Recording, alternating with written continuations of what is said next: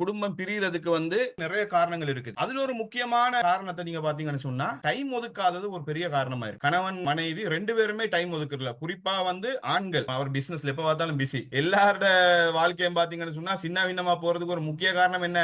என்ன பேருக்கு தான் புருஷன். ஊருக்கு ஃபேமஸ் ஆன ஆள். ஆனா வீட்டுக்கு பாத்தீங்கன்னு சொன்னா வீட்டுல 10 நிமிஷம் பேசுறது டைம் இருக்காது.